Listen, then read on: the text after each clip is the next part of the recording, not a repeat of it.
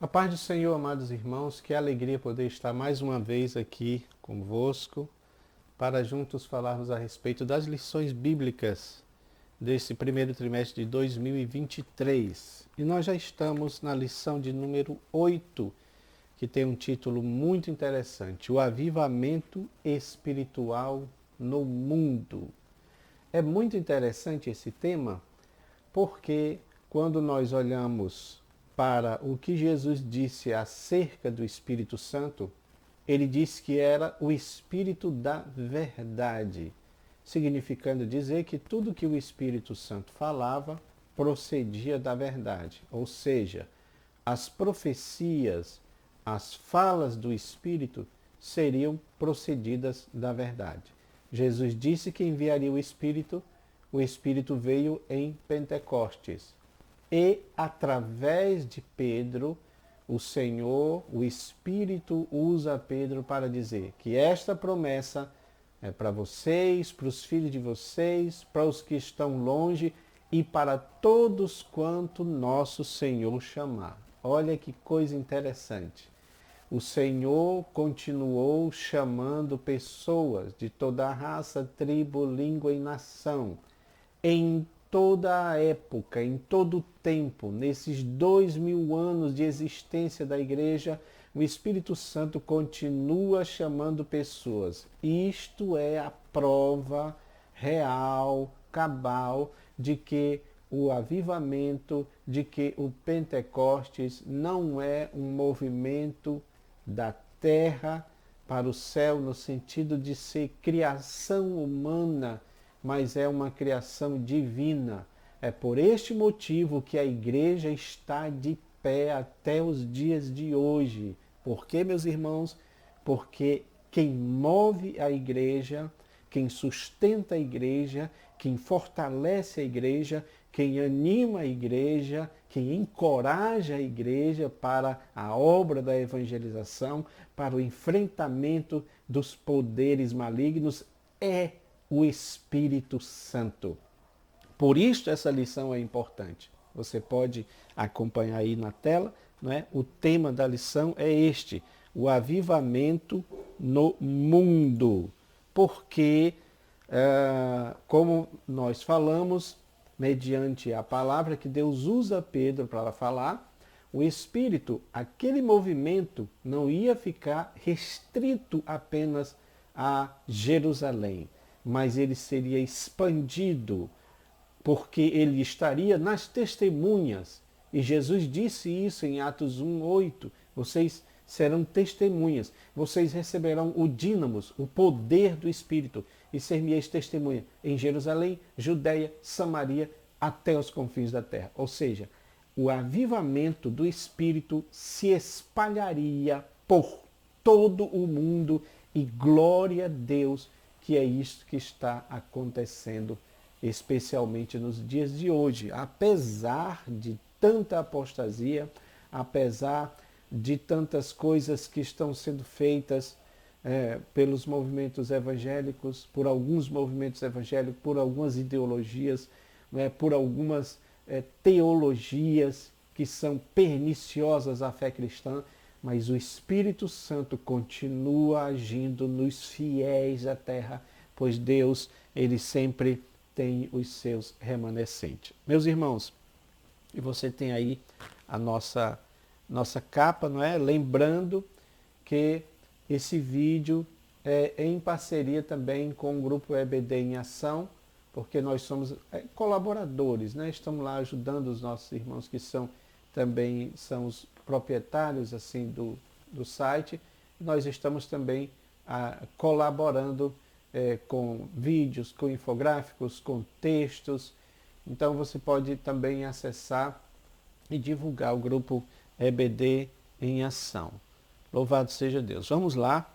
E aí nós temos aqui o texto áureo e a verdade prática. O texto áureo diz: e mediu mais 1000 e era um ribeiro que eu não podia atravessar porque as águas eram profundas, águas que se deviam passar a nado, ou seja, só poderia se passar se fosse nadando. O ribeiro pelo qual não se podia passar. Ezequiel 47:5. E a nossa verdade prática diz: somente por intermédio do movimento do Espírito Santo o mundo pode experimentar o verdadeiro avivamento espiritual. Não é? Essa verdade prática, eu gostaria de fazer uma menção também ao que disse o grande evangelista, né, D.L. Moody, quando ele diz exatamente isso: o mundo ainda não viu o que Deus pode fazer com um homem totalmente consagrado a Ele. Eu achei muito semelhante, né, a fala de Moody com essa verdade prática, porque de fato o mundo ainda não viu, no sentido de que aqueles que se consagram totalmente a Deus, Deus certamente fará grandes coisas através da vida deles, como fez na vida do próprio Moody, como fez na vida do próprio Charles Finney, que é o que nós vamos falar aqui. A lição fala sobre ele, né? E tem alguns exemplos interessantes falando a respeito dele, né? Então, irmãos, a leitura bíblica em classe, Ezequiel 37 e 47, são os dois capítulos que estão falando primeiro da visão do vale de ossos secos e depois das águas purificadoras. Nós fizemos aqui um gráfico comparativo, tá bom, professor? Nós vamos falar isso, acredito que no tópico 2, né, ou no primeiro tópico está falando, então nós vamos usar esse gráfico, porque aí a gente compara. É como está aqui, esse gráfico é a leitura bíblica em classe, é o texto da leitura bíblica em classe, né? Ezequiel 37, Ezequiel 47, tá bom?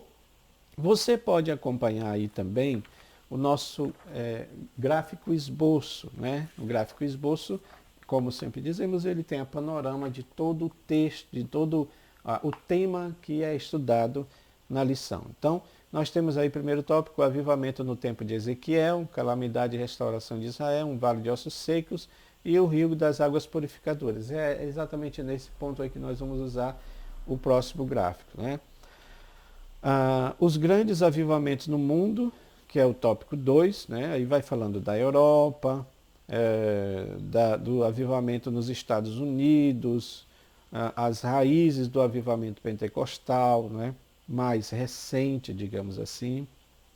E terceiro ponto, avivamentos que mudam a história, os impactos no mundo e a geração depois do avivamento. E esse ponto aqui, eu gostaria que a gente desse também uma importância, né, nesse ponto, porque a pergunta que se faz aqui nesse ponto é o que vai acontecer depois dessa geração do avivamento, já que o próprio comentarista admite que houve sim esfriamento, que houve sim o apagar da chama. E isso para alguns irmãos é uma coisa que não aconteceu, porque o Espírito Santo é poderoso, não ia deixar se apagar, mas já temos textos escritos sobre isso, né? Esses textos falam a respeito disso. É possível apagar a chama do Espírito? Não o Espírito se apaga, porque ninguém pode impedir a obra do Espírito, mas nós, com as nossas ações, nós podemos fechar as portas para o Espírito Santo. E aí, em nossa vida, ele se apaga.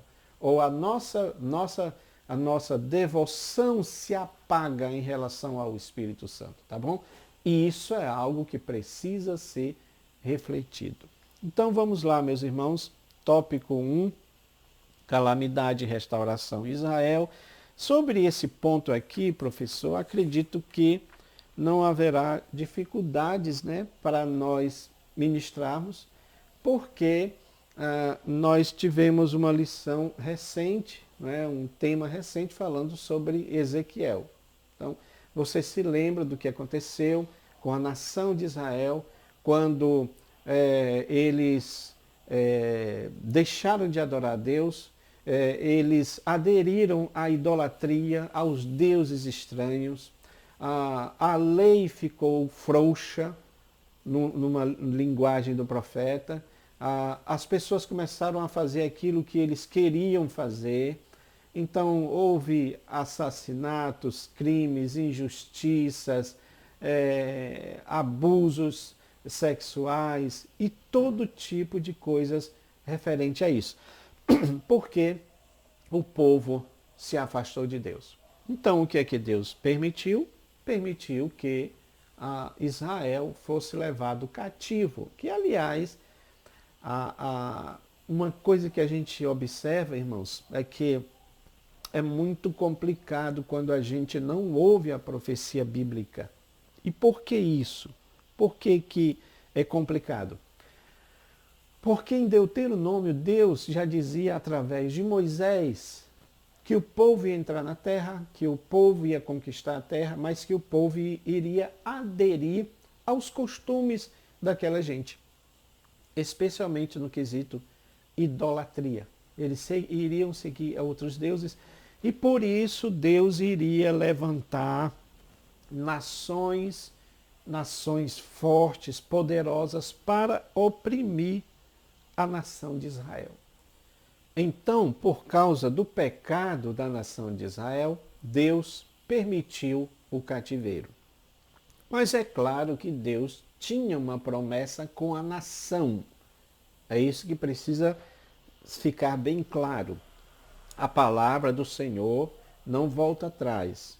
Então, mesmo que você tenha ali uma nação rebelde, toda uma nação rebelde, sempre haverá os remanescentes e Deus vai trabalhar com estes remanescentes, embora aqueles que são ou que foram rebeldes, eles pagarão pelo seu pecado, mas a promessa de Deus com a nação vai continuar.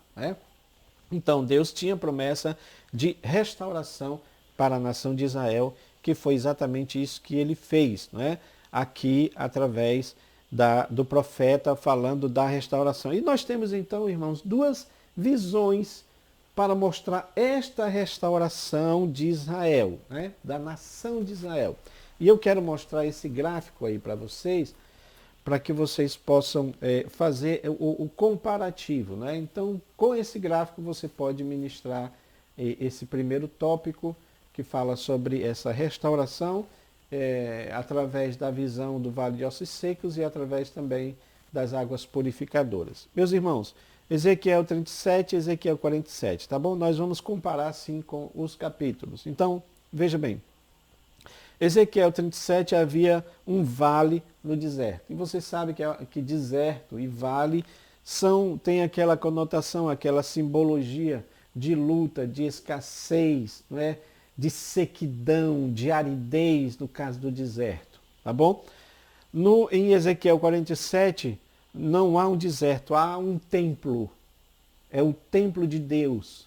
É o templo de Jerusalém, porque também isso precisa ser entendido. Há uma similaridade entre o templo de Deus, a habitação de Deus, a habitação celestial, o templo celestial de Deus, com o templo de Israel, o templo humano, o templo terrenal, digamos assim. Então, é desse santuário que o profeta é levado para mostrar, Deus leva o profeta para mostrar esse santuário, como uma representação do santuário de Deus.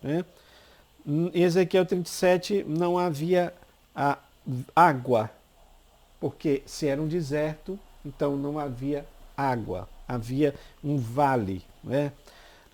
E todos nós sabemos que a água, ela carrega vida, ela é um fator preponderante para a vida. Até mesmo as ciências que estudam vida em outros planetas, como a exobiologia, eles estudam primeiramente a partir desse elemento importante. Existe água naquele lugar? Se existe água, então há probabilidade que haja vida naquele planeta, mesmo que seja vida microscópica, vida animal, mas eles começam pelo fator da água. Então, não havia água no Vale de Ossos Secos, tá?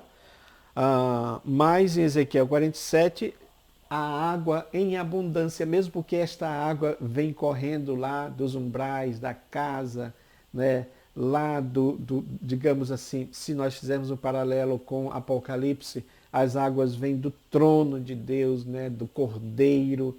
Então, é diferente, porque o que há aqui já são muitas águas, né? E se há água, há vida. A vida. Precisa haver vida. Claro que está falando de uma água especial, porque também existe a água do Mar Morto, por exemplo, mas, como o nome já está dizendo, não existe vida por causa da questão da salinidade.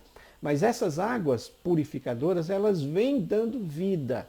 Essas águas é um simbolismo também daquela água que Jesus falou para a mulher samaritana: a água que eu te der do seu interior fluirá rios de água viva. Então isso é muito interessante, né? Ezequiel 37, nós temos aí vale de ossos, havia ossos, né, nesse vale, ou seja, está representando aí a morte, né? A própria, nós usamos aqui também um íconezinho da caveira para mostrar esse símbolo da própria morte, né? Então os ossos, é interessante, irmãos, que eles estão todos separados, né? Dando a entender que ali é como se tivesse havido um massacre, uma batalha, e houve um massacre no sentido de que aquelas pessoas foram despedaçadas, né? Esquartejadas, é uma expressão mais forte, mas é uma verdade, porque os membros foram separados um do outro, os ossos estavam todos separados, misturados, porque isso está falando da nação de Israel, né? Israel estava assim, dessa forma, separado, inclusive por causa da questão dos dois reinos, porque não era plano de Deus que houvesse reino do norte e reino do sul. Isso aconteceu por causa da dureza do coração deles, tanto é que depois se uniu todos novamente, porque é para formar uma unidade. É o que a gente vai ver, inclusive, nesta visão aqui, né? Mas em Ezequiel 47, não havia vida também nas ribanceiras, né? Nas ribanceiras, no rio, que não havia vida, mas esse quadro é mudado, porque além do rio, por onde aquela água que saía do templo passou, né, aqueles ribeiros, então eles foram formando vida, foram trazendo vida para aquele rio que não tinha vida, mas aí passou a ter vida. Então existe esse paralelo também de não haver vida, mas passou a haver vida, né? Inclusive, até mesmo as árvores passaram a ser frutíferas, tá? Ezequiel 37, o Espírito soprou, né? O Espírito soprou, porque foi dada a ordem, né, para o profeta dizer para que aqueles ossos se juntassem, e foi isso que aconteceu, aquele barulho, os ossos foram se juntando, um chegando ao outro, né? E foi crescendo ali os artérios, foi crescendo ali os nervos, foi crescendo a musculatura, foi crescendo, aparecendo a pele, de forma que eles estavam ali ainda como cadáveres, mas o Espírito soprou sobre eles e eles então reviveram. Esse soprar do Espírito é importante, porque não adianta estar aparentado que está vivo, pelo menos aparentemente, como se estivesse apenas dormindo, mas se o Espírito não estiver, né? Não estiver dentro. Nas águas purificadoras, Deus ordena o profeta para que entre no rio. Agora, o profeta ali, ele precisava sair da parte rasa para ir para as partes mais profundas. Isso aqui é também algo muito importante, né?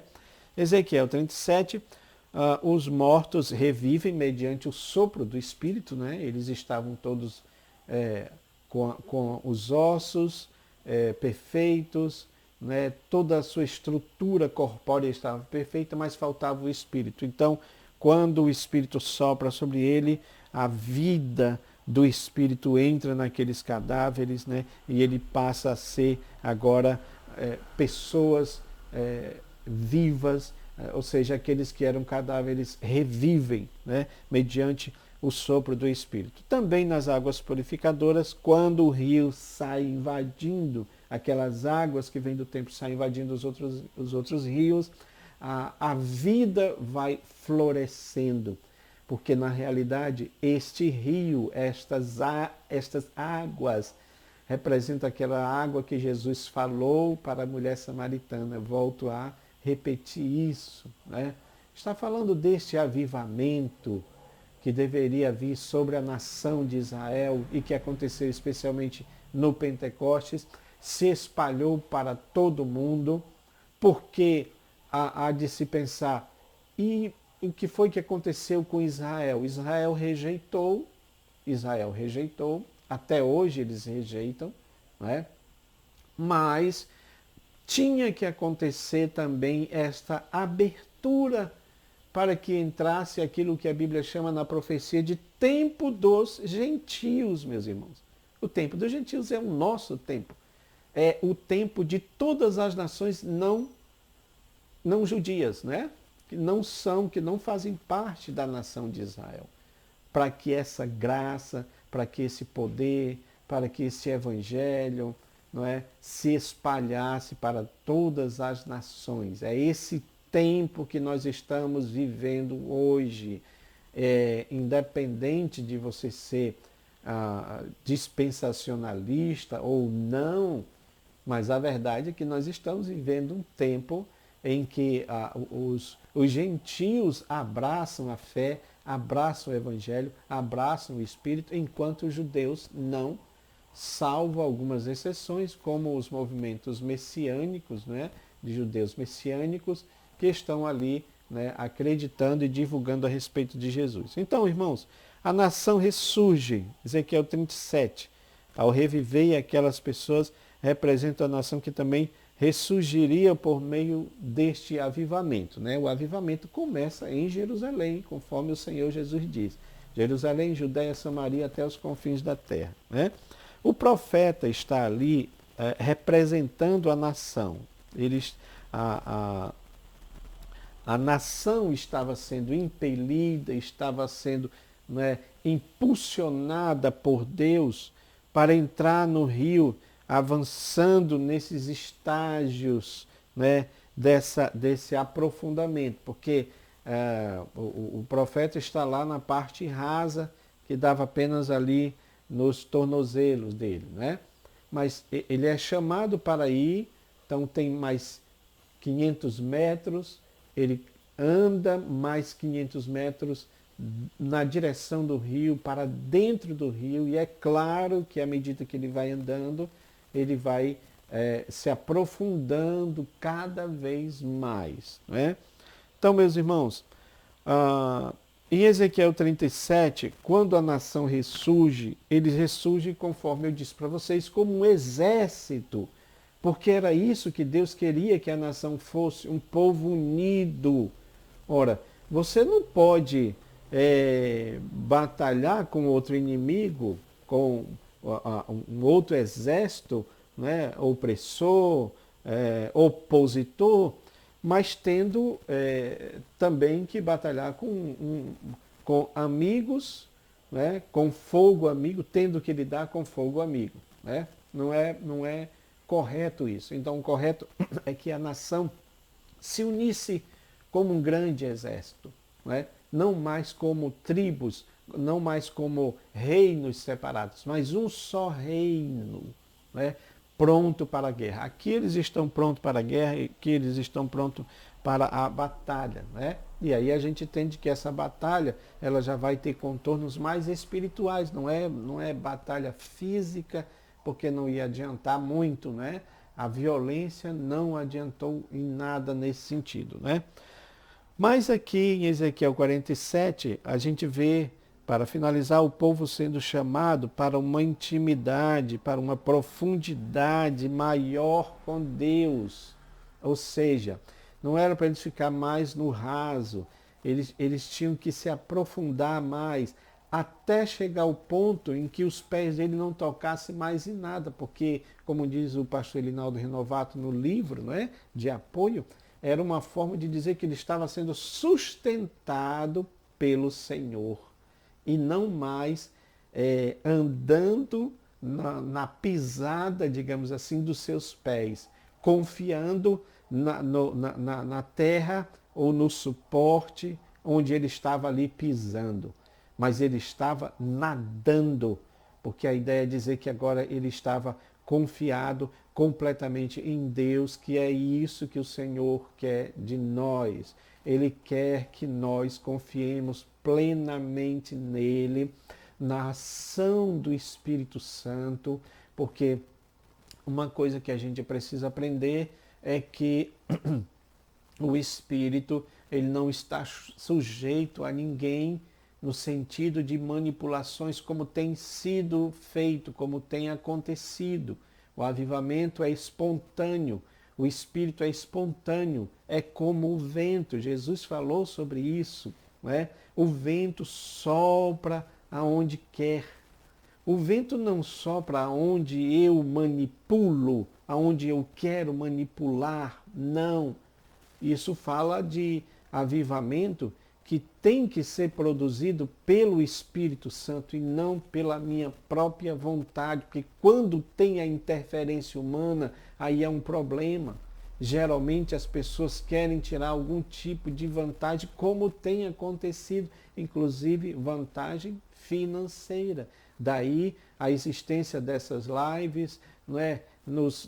Nessas redes sociais, onde as pessoas estão cobrando dinheiro para profetizar na vida das outras pessoas, dos incautos daquelas pessoas que não têm esse conhecimento, não é, da palavra de Deus. Por isso, professor, é importante nós ministrarmos acerca deste assunto. Está aí esse gráfico, você pode baixar ele, está disponível. Vamos lá, dando continuidade aqui, nós temos também os grandes avivamentos no mundo, né? O tópico 2 que você acompanhou aí, está acompanhando aí na tela, né? Aí tem o avivamento na Europa, né? Na Alemanha com os moravianos, 1722. Nós temos também o avivamento na Inglaterra com os irmãos John e Charles Wesley, né? Esses homens que foram muito usados por Deus para trazer este avivamento na Inglaterra. Né? George Whitefield também atuaram, inclusive, com grande fervor missionário. Vamos falar sobre isso daqui a pouco. Né? Havia um sentimento de graça na vida desses homens e na vida daquelas pessoas que experimentaram esse avivamento, porque a igreja estava formal demais, como hoje também existe isso, né? Há igrejas que são altamente formalistas, essas igrejas, e é interessante que isso não se restringe apenas às igrejas cessacionistas, que não acreditam mais no batismo, no Espírito Santo, no mover do Espírito, mas também igrejas que se dizem pentecostais, onde o formalismo já entrou. Né? Precisamos atentar para isso.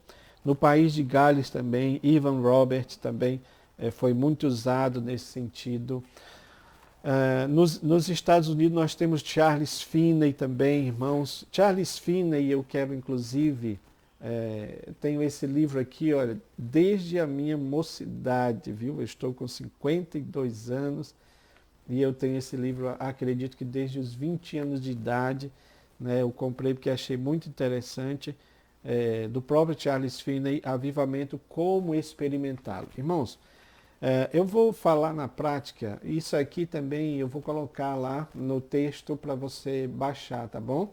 O que eu vou dizer aqui, porque está logo na primeira página, né? Que ele fala como iniciar um avivamento. É interessante que, apesar dele dizer como iniciar um avivamento, não existe aqui uma fórmula, porque senão estaria contradizendo aquilo que nós falamos e o que está na palavra de Deus a respeito do Espírito soprar onde ele quiser.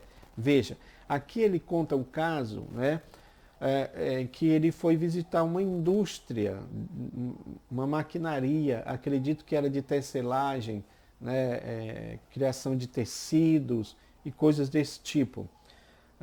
E ele estava nesse estado reverente, ele não tinha ido lá para esse propósito, ele estava lá, né, para ver a maquinaria daquele lugar.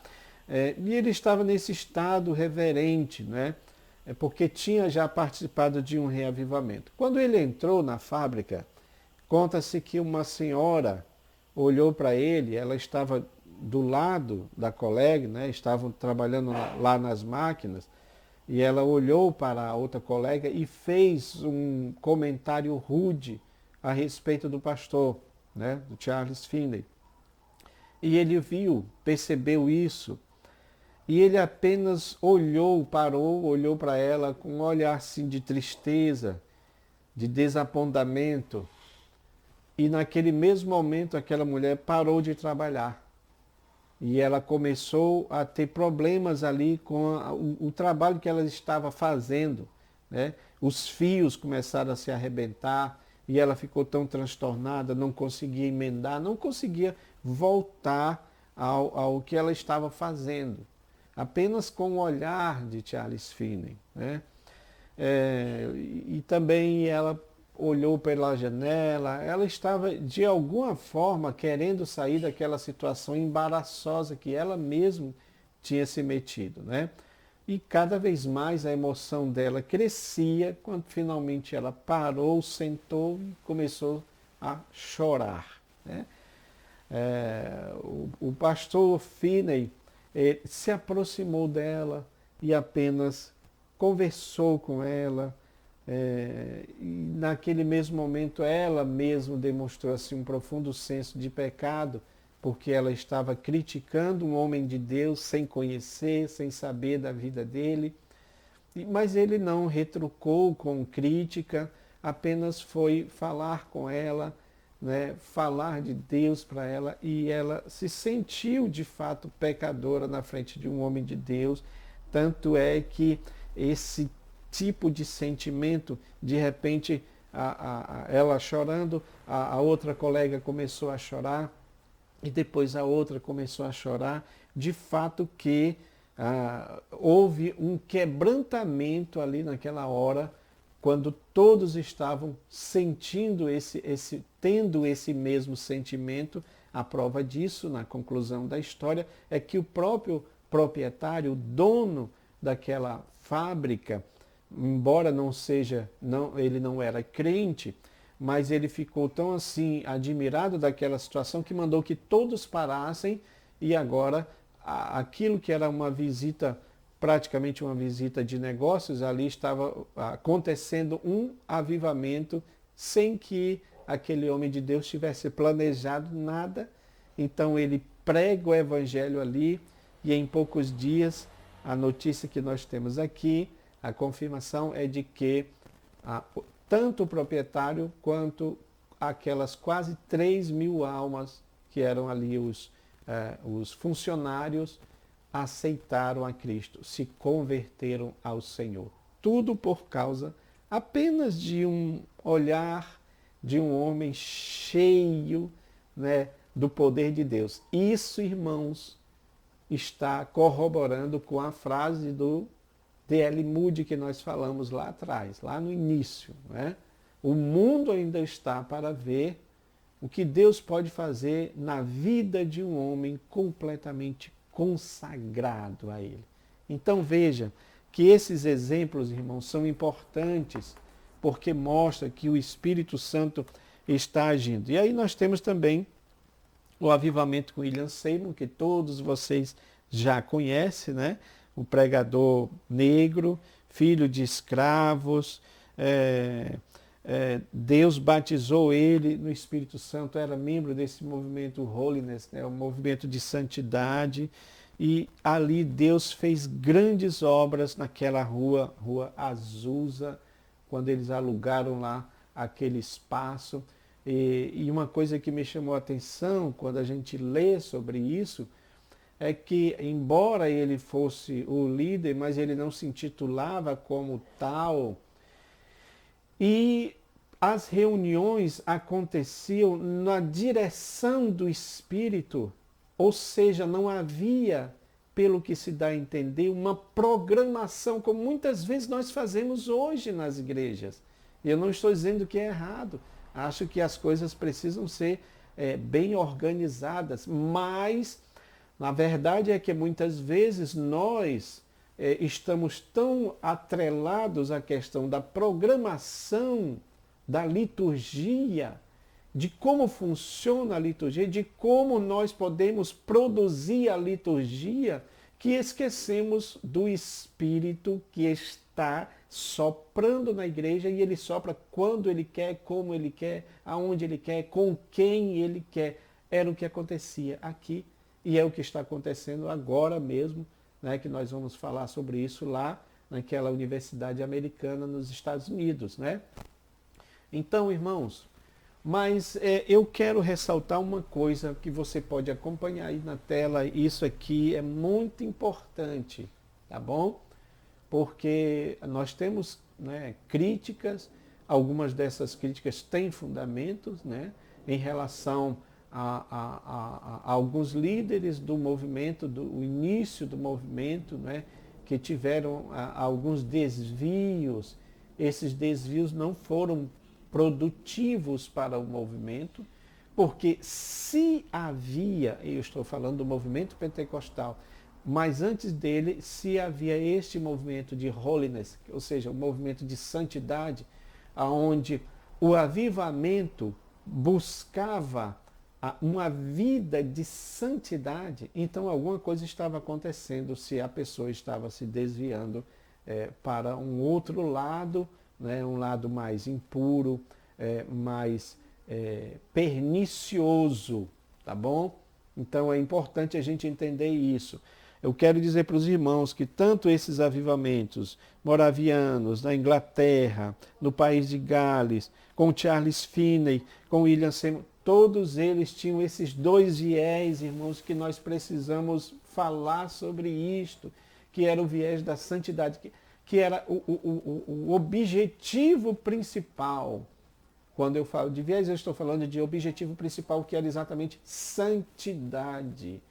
Porque é para isso que o Espírito Santo também está agindo na nossa vida, produzindo santidade. Temos uma carnalidade pulsante que está em nós o tempo todo, não é? Porque a Bíblia diz que a carne luta contra o Espírito luta contra a carne. Essa luta é real, mas quando nós nos permitimos ser cheios do Espírito Santo, o Espírito Santo nos dá força para vencer a nossa carnalidade. E aí é aquilo que Paulo disse, eu esmurro a minha própria carne e reduzo a servidão. Ou seja, não é eu que vou servir aos ditames da carne, aos desejos da carne. Ela que vai me servir, porque o Espírito Santo que está em mim me dá força, aleluia, para vencer a minha própria carnalidade. Mas, infelizmente, desde aquele tempo já havia sim os escândalos. Eu sei que nossos pastores, com raríssimas exceções, tocam no assunto. Não acredito que nós vamos resolver o problema, nem exagerando, não é? Veja que eu estou falando aqui, mas não estou expondo ninguém. Nem podemos exagerar, colocar tudo para as pessoas ímpias verem, e nem podemos colocar as coisas debaixo do tapete. Precisamos tratar sobre isso aí.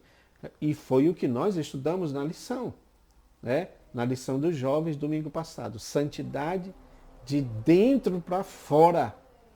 Exatamente por isso. Porque o Espírito Santo trabalha dentro de nós. Irmãos, o Espírito Santo trabalha nos porões da nossa alma. Por que porões, irmão Enomi? Porque é lá nesses lugares mais escondidos, onde tem coisinhas dentro de nós, onde tem sentimentos, onde tem coisas dentro de nós que não agradam a Deus. E você pode confirmar isso com a palavra do salmista. Perdoa-me daquelas falhas que me são ocultas. Por que ocultas? Porque estão bem escondidas. Mas o Espírito Santo, irmão, é aquele que penetra a divisão da alma, do espírito, que vai nos recônditos do ser, arrancando ali tudo que não presta. E aí é isso que vai fazer o verdadeiro avivamento, porque ele vai nos fazer confessar.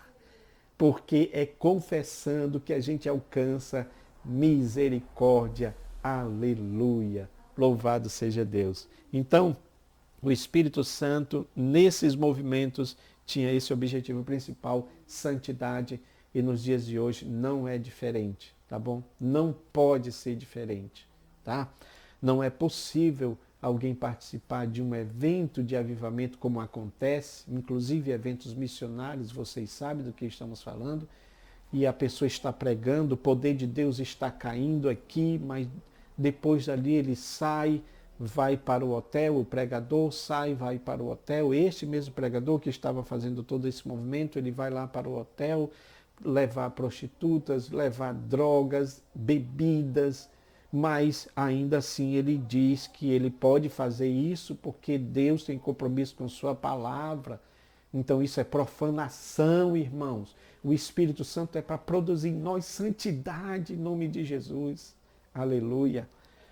E o outro objetivo do poder de Deus, do agir do Espírito Santo nesses avivamentos antigos que nós estamos falando aqui, é exatamente missões, evangelismo, o ide de Jesus, a pregação do Evangelho, o curar os enfermos, o expulsar demônios, o libertar os cativos. Esta é a função principal do Espírito Santo de Deus na vida dos crentes, produzindo avivamento. Então, o avivamento que não tem o ganhar de almas, o avivamento que não tem o partir do pão, não interessa, esqueça essa parte que as pessoas falam de comunismo, porque o comunismo fazia isso. Ninguém está falando de política, ninguém está falando de ideologia. Nós estamos falando do que Cristo fazia e do que os discípulos faziam quando foram avivados. A Bíblia diz que eles partiam o pão, tudo para eles era comum. Não havia doentes, não havia pessoas passando necessidades, fome ali, porque tudo para eles era comum. Esta essência não mudou, não mudou. A palavra de Deus continua dizendo, né, para nós agirmos desta forma, e é o Espírito Santo que vai nos conduzir neste sentido, tá bom, meus irmãos? Meus irmãos, dando continuidade aqui,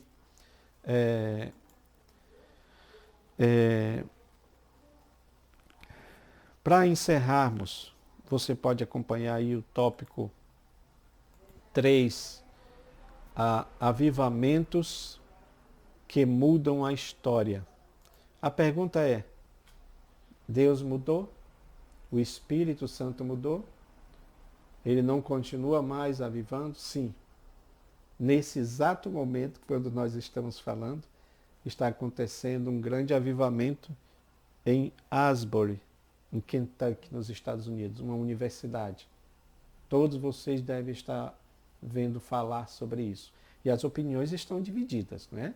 Eu já ouvi até opiniões de intelectuais que escrevem sobre o Pentecostes, mas é o que eu estou sempre falando, embora talvez não esteja sendo compreendido pelas pessoas, mas a verdade é que se nós irmos muito para esse lado do formalismo, da intelectualidade, do academicismo sobre o Espírito Santo, nós podemos perder algo que é de fundamental importância, que o Espírito não está restrito à nossa manipulação. Então não é o que eu acho, é o que o Espírito é o que o Espírito faz. É como um vento, sopra onde quer, como ele quer, com quem ele quer. Então hoje mesmo nós estamos vendo opiniões divididas, porque tem pessoas dizendo que é emocionalismo, mas o que eu acho interessante, meus irmãos, é que este avivamento que está acontecendo lá está dentro do que está registrado nas Sagradas Escrituras, quando havia aquela contrição, aquele arrependimento. É só você ver o que aconteceu em Neemias. Nós estudamos sobre isso, Neemias capítulo 8, que a palavra de Deus era ensinada e o povo chorava, porque eles estavam ali compungidos, confrontados com a palavra de Deus.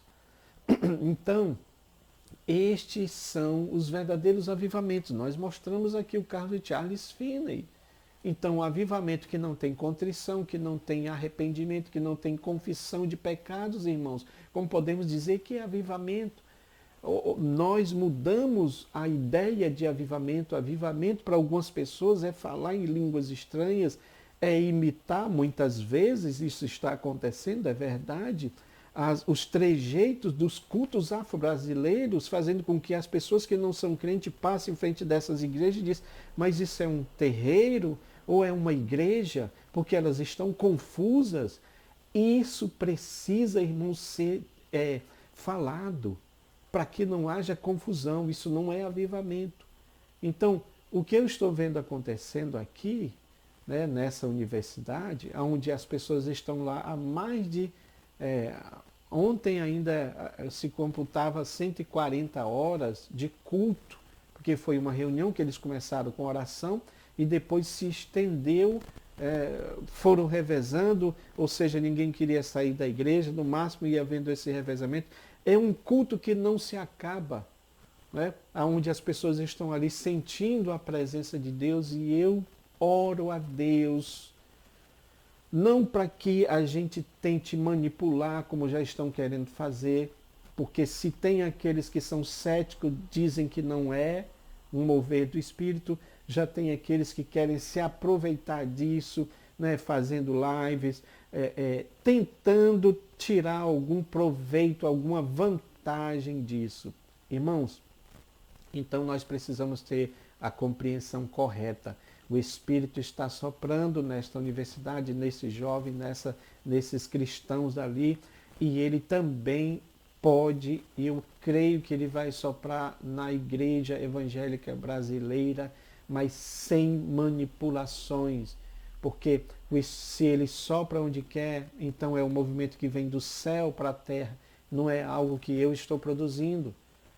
Por isso que me perdoe os irmãos, mas eu tenho uma atitude diferente quando eu ouço alguns pregadores, diga para o seu irmão, fale, ou seja, eles mandam a gente sentir a presença de Deus, eles instigam a gente a sentir a presença de Deus ao dar glória, ao falar em línguas. Ora, isso é espontâneo, isso acontece a partir do meu relacionamento com Deus. É claro que eu preciso me conscientizar que se eu sou pentecostal, que se o Espírito está agindo, então eu não vou para a igreja como alguém que está completamente formalista, frio, sem sentir a presença de Deus. Se isso acontecer, nós temos que questionar nós mesmos.